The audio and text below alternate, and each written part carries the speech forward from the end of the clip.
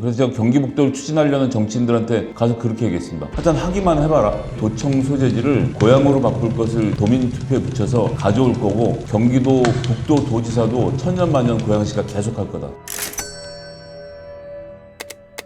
네, 12일 고양 경제포럼에 초청된 김성애 국회의원의 이야기를 들어보는 두 번째 시간입니다. 자, 이번 영상에서는 참가자들의 질문에 답변한 주요 내용을 속도감 있게 저희가 정리해서 올려드릴 텐데요. 흥미로운 내용이 많으니까요. 끝까지 재미있게 시청해주세요. 가장 먼저 고양경제포럼 대표인 이상원 고양상공회의소 회장님의 질문입니다. 이상원 회장은 고양시는 킨텍스를 보유하고 있고 마이스 도시를 표방하고 있지만 숙박시설이나 전문기업이 부족해서 시민들이 그 효과를 체감하지 못하고 있다라고 지적을 하면서 마이스 산업을 활성화하기 위한 실질적인 방안이 궁금하다라는 질문을 던졌습니다. 김성애 의원의 답변 들어보시겠습니다. 사실 꽃박람회의 원동력인 꽃은 다 덕양구에서 나오거든요. 화훼 산업의 출발지가 덕양구이기도 하고 말씀드렸던 대로 세계 문화유산을 잔뜩 갖고 있어서 관광객들의 관심과 호기심을 자극할 곳이 많은 곳이 또 덕양구이기도 합니다. 그런데 저희가 꽃박람회도 그렇고 킨텍스도 그렇고 이게 동에서 서까지를 하나의 컨셉으로 놓고 시가 여러 가지를 함께 준비하면 꽃 보고 그 다음에 하루 자고 그 다음에 덕양구에 넘어가서 능 보고 이게 하나의 권역으로 묶이고 어떻게든 하루 잘 수 있게 만드는 것이 관광에선 전 핵심이라고 봅니다. 그런 단계에 있어서 사실 저희가 관광진흥법하고 국제회의 산업 육성에 관한 법률 이렇게 두 가지를 좀 고치고 이런 부분에 대한 국가의 관심과 자원을 가져올 수 있도록 만드는 게 중요한데 문화체육관광위원회 소속으로 다루는 법안이고요. 20년 통과된 이후로 현재는 개정안이 없는데 올해 저희가 개정안을 준비해서 국제회의라는 킨텍스, K컬처라는 저희 덕양구의 여러 가지 세계 문화유산 이런 것들을 함께 붙여서 활성화시키고 국가의 지원을 끌어낼 수 있는 법률 체계를 정비하는 것 이것을 통해서 지역 발전을 꾀하겠다라는 것이 국회의원들 레벨에서 준비할 일이고요. 시장 선거를 준비하면서 이간의 연계를 어떻게 할지에 대해서 법적으로는 저희가 정비를 그렇게 하고 구체적인 실행 방안에 대해서는 시장 선거를 통해서 좀 잘 말씀드리도록 하겠다라고 일단 첫 번째 질문에 답변드리겠습니다. 자, 그런데 답변을 하는 중에 고양시 지역구 국회의원 4명이 각각 상임위를 이렇게 나눠 맡은 과정을 설명하는 이야기가 나왔는데 이 부분이 좀 흥미로웠습니다. 저희가 상임위를 그냥 가고 싶은 대로 고른 게 아니고요. 한준호 의원하고 저하고 김영환 의원하고 이기현 의원이 앉아서 몇 차례 협상과 회의를 거쳤습니다. 이미 국토에 들어가 앉아 계신 한준호 의원께서 일단 국토인 내가 할 거고 라고 하시고 나머지 셋을 어떻게 분배할까 해서 서로 얘기하는 과정에서 시청 소재지를 덕양구로 좀 하려고 하고 있기 때문에 그 부분을 김성애 의원이 맡아서 해라 라고 했던 것이고 그러려면 예산이 필요한데 예산을 따오고 만들어가는 과정을 기재위를 가서 하자 해서 김영환 의원을 배치했던 것이고 고양 지역의 문화 관광 산업 발전을 위해서 여러 가지 덕양구를 포함해서요. 이쪽을 만드는 일을 하겠다고 해서 이기현 의원을 배치해서 4명이 같이 서로 팀업을 해서 지금 상임위를 운영 중에 있습니다. 다음으로 이정열 중부대 총장이 마이크를 잡고 질문을 했습니다. 이 총장은 중부대를 포함한 지역의 대학들이 교육과 연구를 확대하려면 기업과의 접근성이 중요한데 현재는 도로망과 대중교통 인프라가 열악하다라면서 대학과 산업을 연결하는 교통망 확충 계획이 과연 있는가라는 질문을 던졌습니다. 자, 답변 들어보시겠습니다. 지금 이제 대안 노선을 마련하고 있으면서 제가 알기로는 지금 3가지 노선이 준비되어서 대안에 대한 연구 용역이 있는 걸로 알고 있습니다. 그 안 중에서 중부대를 지나가는 안도 지금 포함이 되어 있고요. 중부대를 지나가는 안의 경우에는 다른 두 안에 비해서 예산이 적게 듭니다. 그래서 연구 영역이 나오는 대로 제가 좀 더 살펴보고 진행할 수 있는지 여부를 판단해보고 진행할 수 있게 되면 이도 마찬가지로 다음번 시장 선거에서 좀 더 구체적인 공약으로 내볼 수 있을 것 같은데요. 고양시에 있는 또 하나의 대학이죠. 한국항공대 허희영 총장의 질문이 이어졌습니다. 고양시에 있는 유일한 항공우주 전문대학인 항공대의 연구개발 인프라가 베이스가 되고 경기도의 관련 업체와 수도권의 인적 자원을 모으면 고양시가 우주항공 클러스터로 이렇게 도약할 수 있는 뉴스페이스를 선도할 수 있는 도시가 될 수 있다라는 견해를 밝혔습니다. 이에 대한 김성애 의원의 답변은 무엇일까요? 사실은 우주산업이 규모가 엄청 큽니다. 반도체가 재작년 기준으로 한 4,300억 불 정도 규모라고 하면 우주산업이 그보다 더 크거든요. 4,400. 통계에 따라 다릅니다만 거의 따라잡았습니다. 그리고 전 일론 머스크의 정치적 성향에 대해서는 논외로 하고 화성에 가서 세상을 바라보면 인류의 지평이 넓어질 거다라는 의견은 100% 동의합니다. 대한민국 서울 수도권에서 UAM을 가장 크게 맡고 있는 장애물이 뭔지 아십니까? 대통령실입니다. 용산에 대통령실이 들어가서 비행 절대 금지 구역에 한강이 포함돼 버렸습니다. 우리가 원래 처음에 UAM 개발하면서 김포나 인천 출발해서 고양 킨텍스, 그다음에 용산 국제업무도시, 잠실 이렇게 가는 게 원래 목표였거든요. 근데 용산을 갈 수가 없게 된 거예요. 이 산업 자체를 발전시킬 수 있는 기반이 흔들린 거였습니다. 다음번에 누가 대통령 할지 모르겠습니다만 민주당은 장기적으로는 세종시로 내려가는 것을 안으로 해서 준비하고 있습니다. 세종시로 이 국가기관 중에 핵심적인 청와대를 뽑아내면 서울의 비행금지 구역이 상당히 풀리게 되고 그러면 UAM 산업을 발전시켜볼 수 있는 계기가 되고 저희가 창릉의 신도시의 자족용지에 이 UAM을 유치해서 킨텍스부터 시작해서 김포, 그다음 킨텍스에서 인천 이렇게를 시범 삼아서 산업연구단지를 조성하고 거기 항공대 인프라와 또 중부대도 마찬가지죠. 스마트 모빌리티에서는 또 지지하는 곳이기 때문에 이런 인프라들이 같이 합쳐져서 저는 그림을 만들어낸다면 연구인력, 그다음에 노동인력까지 포함해서 하나의 큰 그림을 그릴 수 있지 않을까라는 기대가 있어서요. 제가 이미 현대 같은 경우는 담당 부사장과 임원들을 정기적으로 만나고 스터디 그룹을 만들어서 지속적으로 얘기를 하고 설득을 하고 있습니다. 자, 그런데 허희영 총장의 질문에 답변하는 과정에서 고양시가 추진하고 있는 경제자유구역의 현재 상황에 대한 언급이 좀 있었습니다. 경제자유구역이 왜 속도감 있게 추진되지 못하고 있는지 김성애 의원의 진단을 한번 들어보시겠습니다. 경제자유구역 만들어지면서 항공산업 유치하겠다라고 했는데 경제자유구역에 묶여있는 게 아니라 농림부에 묶여있습니다. 절대농지를 풀어야 되는데 절대농지가 안 풀릴 것 같아요. 잘 안 풀리고 있습니다. 지금 이동환 시장님이 진짜 신경 써야 되는 건 기업 유치도 물론 중요하지만 농림부하고 절대농지 어떻게 풀 건지에 대한 대책이 없이 부지를 마련하지 않고 이걸 추진하는 거는 안 되거든요. 근데 무슨 보관을 갖고 계신지 전 모르겠는데 그래서 현재로서는 경제자유구역 추진이 쉬워 보이진 않습니다. 현재 농림부와의 관계를 저렇게 풀어갖고는 정말 불안하다는 말씀을 드릴 수밖에 없고 그런데 마침 이제 창릉 신도시에도 저희 자족용지가 있기 때문에 충분히 활용할 수 있는 여지가 있다고 말씀드리겠고 이영하 고양신문 대표는 김성애 의원이 국회에 등원 첫날 1호 법안으로 발의한 특례시 지원에 관한 특별법안이 통과된다면 지역경제 활성화에 과연 도움이 될 수 있는지를 질문했습니다. 특히 충청도 반대가 심해서 제가 법안 추진에 어려움을 겪고 있다는 점을 좀 말씀드리고요. 그럼에도 불구하고 왜 중요하냐 하면 17개 광역시도단이 결국 무너지게 돼 있습니다. 경기도가 이게 말이 되는 구조입니까? 우리가 수원이랑 무슨 동질감을 느끼나요? 고양시, 김포, 파주를 합치면 200만이 넘는 웬만한 광역시급의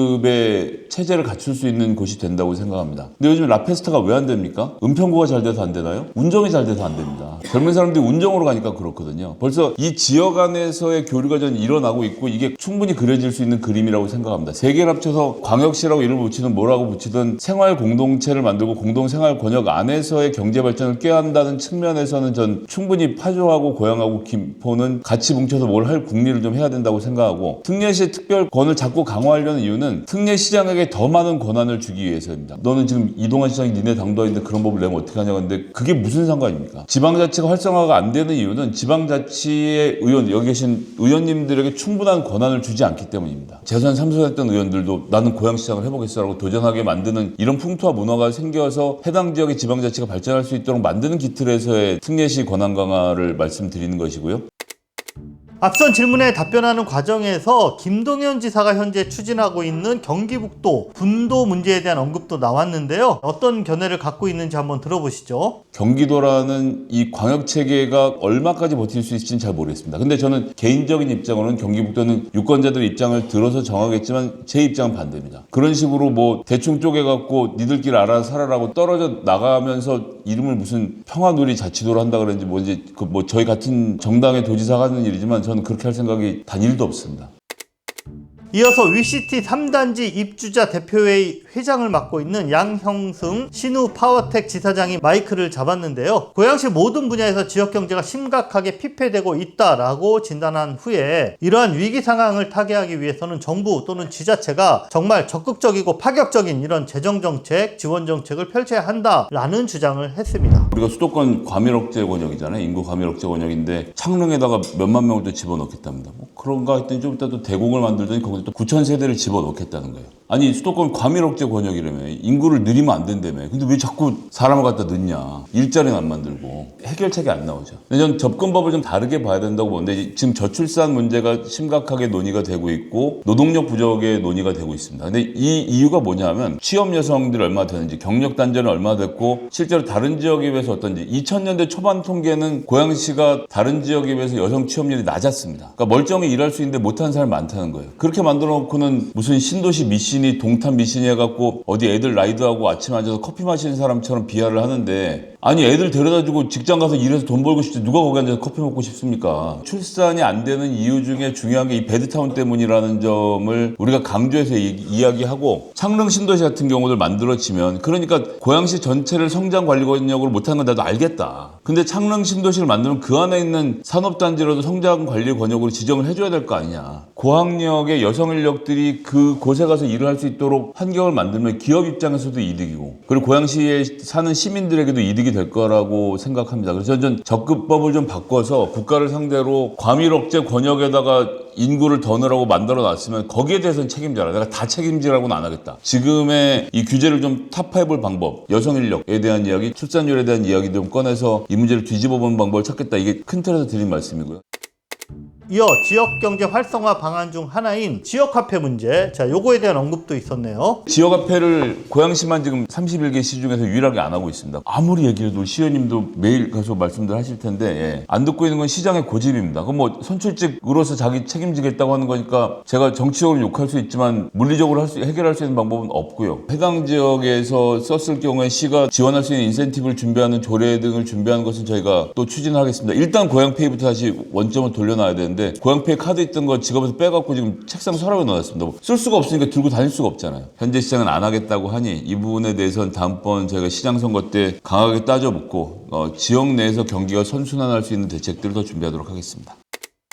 자, 이어서 또 다양하게 취합된 의견들에 대한 답변들을 빠르게 좀 들어보도록 하겠습니다. 식사동 트램 어떻게 되나요? 고양 은평선을 식사까지 연장하는 안이랑 트램이랑 두 가지를 동시에 추진하고 있습니다. 수지 타산을 놓고 보면 고양 은평선이 좀 더 낫다라는 것이 판단인데, 이것에 대한 정확한 판단은 올해 하반기에 나올 겁니다. 이동환 시장은 트램에 대해서는 단 1도 고려하지 않고 있습니다. 고양 은평선을 식사까지 연장하는 것도 같이 놓고 고민해야 되겠다고 생각하고 있고요. 같이 고민해 보겠고, 대도시 광역교통위원회에 지금 신청해 놨고 올해 하반기에 답이 나올 거라고 보고 있고요. 서울, 고양 연결하는 자율주행 심야버스 도입이 가능할까요? 구파발에서 차 끊겨서 집에 못 오는 청년들이 2만 원씩 내고 택시 타는 거 하지 말고 거기서 30분 한 대씩이라도 자율주행, 무인 주행 버스죠. 해당 A2G라는 자율주행 하는 버스 대표하고도 얘기하고 있고, 거기 쪽에서는 아주 적극적으로 하겠다는 생각인 거고, 이것에 대한 지원을 하는 국토교통부도 국장도 좋은 생각이라고 하겠다는 거고, 이제 시장님만 결단하시면 되는데, 예, 시장님 결단하실 여부는 제가 말씀드리기 어렵고요. 외국인 노동자 수용 정책에 대한 의견은 무엇인가요? 모자란 노동력이 있으니까 무조건 외국인들을 많이 늘리자라는 정책을 취할 수는 없다고 봅니다. 제 입장에서는 제한적으로 운용하는 게 맞겠다라고 봅니다. 정말 필수적으로 모자라는 부분에 대해서만 채워가는 것이 필요하고, 외국인 노동자들의 인권이 기본적으로 준수돼야 된다는 점도 좀 분명히 해두겠습니다. 지역위원회를 민주적으로 운영하고 있는 노하우는 무엇인가요? 여기 시도연님들한테도 제가 경선 끝나고 나서 첫날부터 말씀드렸지만, 시도연 공천에 개입할 생각이 없고, 알아서들 자기 지역에서 열심히 해서 유권자들한테 인정받으시고 당원들 많이 모아오셔서 경선에서 알아서 잘 이기셨으면 좋겠다. 이기는 편 우리 편이라고 뭐 농담 삼아 말씀드렸는데, 저 아는 사람 갖다 냅다 할 생각 전혀 없고 누구하고도 손을 잡고 가는 방식으로 하겠다라고 말씀드렸고, 비교적 지키고 있다라고 말씀드리겠습니다. 마지막으로 고양 지원의 법원 승격에 대한 질문이 나왔는데요. 이에 대한 답변을 하면서 김동연 지사의 경기북도 추진에 대해 더 강한 어조로 반대 입장을 또 한 번 이렇게 밝혔네요. 저는 기본적으로는 의정부가 갖고 있는 경기 북도의 수도로서의 어떤 정체성을 고양이 중심이 된다고 생각합니다. 인구가 제일 많은데 고양 파주만 해도 경기 북도에서 차지하는 비중을 생각해 보시면 절대 무시할 수 없는 수준이거든요. 그래서 제가 경기 북도를 추진하려는 정치인들한테 가서 그렇게 얘기했습니다. 하여튼 하기만 해봐라. 하면 우리는 경기 북도의 도청 소재지를 고양으로 바꿀 것을 도민 투표에 붙여서 가져올 거고, 경기도 북도 도지사도 천년만년 고양시가 계속할 거다. 우리가 인구가 100만이 넘으니까. 그러니까 그것까지 포함해서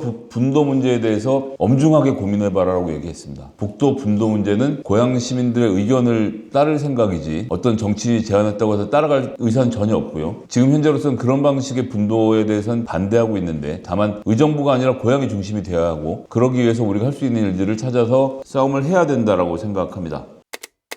다음 주 월요일에 한국 민주주의의 위기와 국제정세를 주제로 진행되는 고양 포럼의 주요 내용도 여러분에게 요약해서 전달해 드리겠습니다. 시청해 주셔서 감사합니다.